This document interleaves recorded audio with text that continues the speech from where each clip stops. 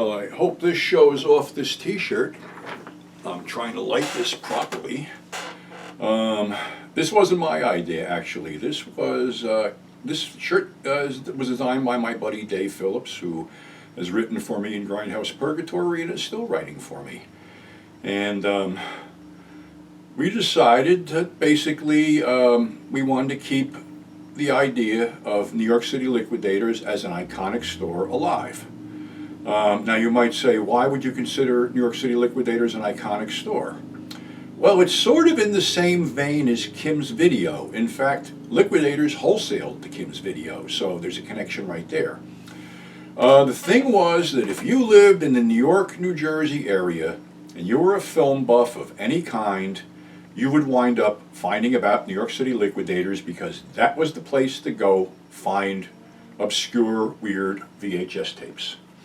And a lot of people did shop New York City Liquidators that were, known people. Frank Henenlotter, let me see who else. Eric Marsh, who put out Wild East Productions, Fred Fry from Luminous Film and Video Works back in the day, Chuck Zane, Carter Stevens, Menage de Trois, sometimes Scuzzy Ron Jeremy, Ox Baker. So you never know who might wander in looking for films. And that's how I found the place, because I had my video store, Past Midnight Video in Rockaway, New Jersey, and that was my supplier. And I had heard of the owner, Norman Brill, before I met him. Going back in the flea market in the 80s, a lot of guys dealt electronics, and he was Norman's House of Deals on Broadway. And supposedly he was getting hot electronics, I think Audiovox or something like that, and stripping the packages and putting rebuild stickers on them and selling them like that to get away with it. Whatever. Also, and I really was looking for information on this and I really couldn't find anything, he took a huge bust for counterfeit Rolex watches back in the 80s, where basically they dumped the watches in front of his store and ran over them with a steamroller. So then he wound up somewhere else in some small store until he came to, open up New York City Liquidators, which basically, we buy and sell anything, but the primary focus was videotapes, VHS tapes, beta tapes, whatever. And of course, we all know that, this broadcast, that he was the site of the biggest VHS bootleg bust probably in the history of the West Coast, or maybe the history of the country. I don't know. Like I said, my thing was I never got involved in the bootleg stuff for the simple reason, who needed the fucking headaches? I bought used tapes, I bought porn, and, I was happy with that shit. But, like I said, the place was really, really iconic, and I brought Norm to Chiller Theater at one point, and he loved it, and he wanted me to get him a booth, and I got him a booth, and everybody was pissed off at me because he was their source too, and now he was selling there also. So it was all good.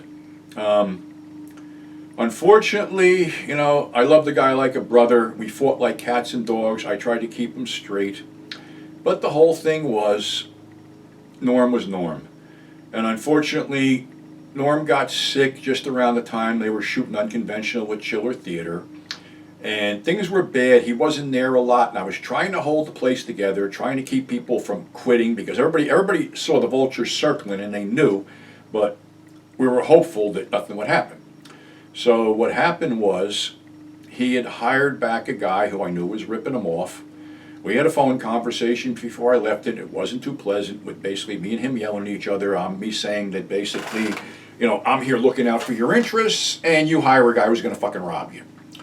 So, unfortunately, while I was shooting Unconventional, he passed away. My phone was turned off. I got 3 voice messages from one of the girls there, Vashti. Pete, call me. Second one, Pete, you gotta call me. Third one, Pete, Norm's dead.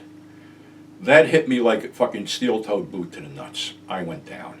I broke down in tears. I basically had enough in me to finish the shoot, go over, try to help him liquidate the store.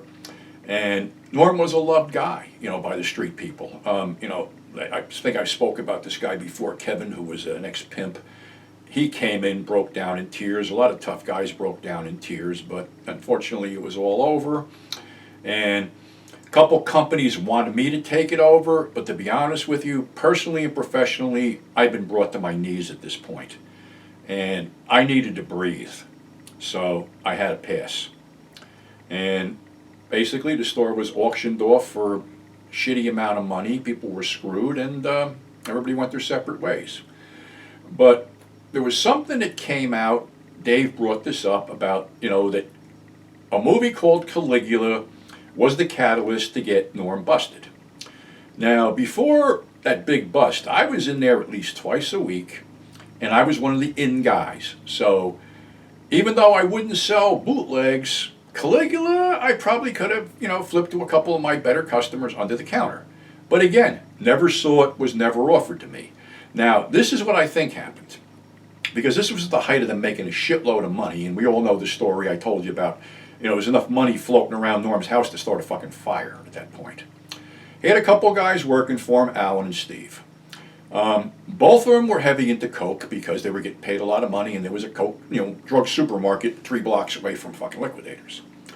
Well, Alan was the type of guy, he got hooked up with, I don't know, I think it was this woman named Helen from this boutique called Come Again, and basically she was a swinger, and there was events, industry events that she would go to, and I think it was Sharon Mitchell and Annie Sprinkle would go, but they needed an escort, so Alan was the escort because he was non-threatening, and they were basically more into women than men, so that's what happened.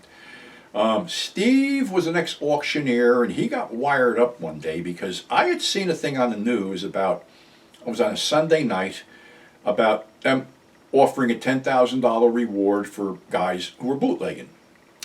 And I just brought this up in conversation. He started laughing. He goes, I could make $50K right off the bat. I said, okay, fine.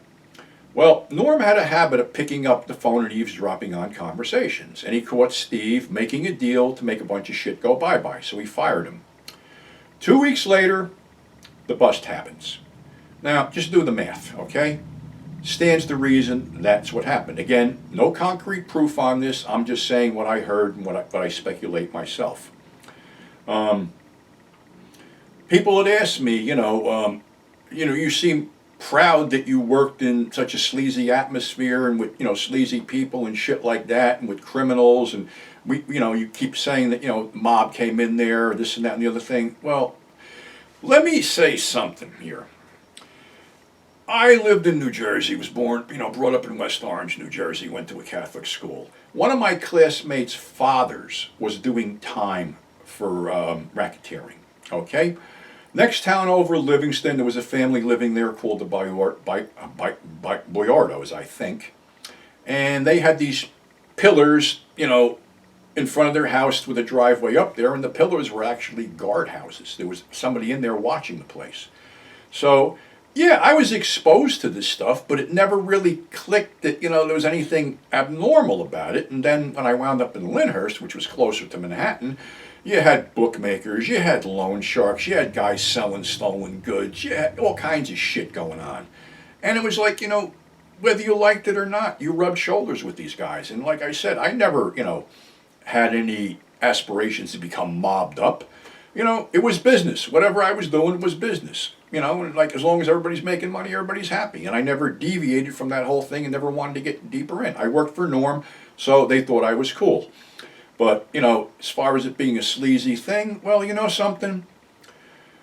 My life expectancy at a normal job was about 5 years because I'd get fucking bored.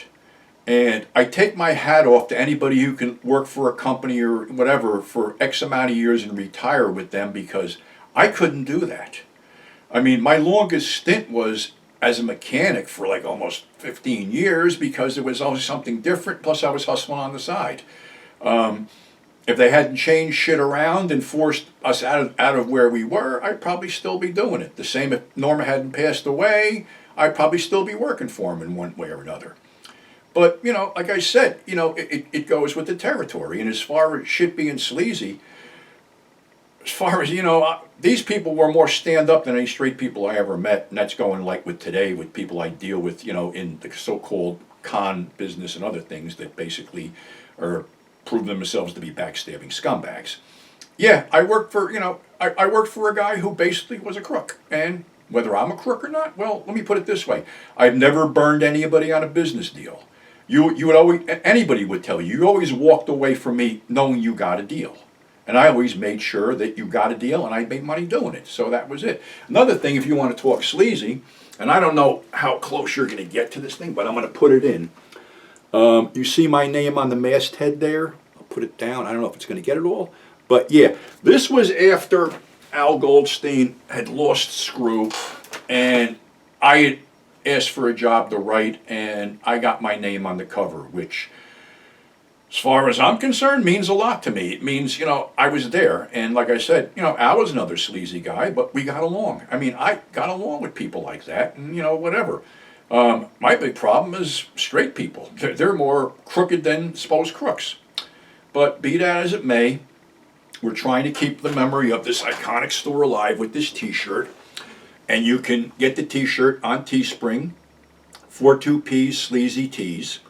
And there's other shirts up there. They seem to be selling. A couple of people seem to buy them. I'm trying to keep the price reasonable because I know everybody's fucking hurting for money right now. But I think it was really cool of Dave Phillips to come up with this, and I ordered one right away because I wanted to promote the whole thing and, keep the name of New York City Liquidators alive because, like I said, it's a piece of New York history. And sadly, a lot of New York history is going to be gone forever. I'm not saying I'm the end-all be-all to anything. Whatever I wrote would probably still be around, but how many guys are around that lived that era? Not too many. And let me tell you something. If you were born in 1973, you didn't live that era. You may think you can talk about it. You may think that you know what's going on. But honestly, you didn't. Okay? And I get tired of these so-called grindhouse experts that basically never set foot in a fucking grindhouse. But I go off on that tangent all the time. So, again, that's our show for today. Thanks for tuning in. Thanks for subscribing. Thanks for telling your friends. Grab a shirt. They're cool. And stay safe. And we'll catch you on the flip side.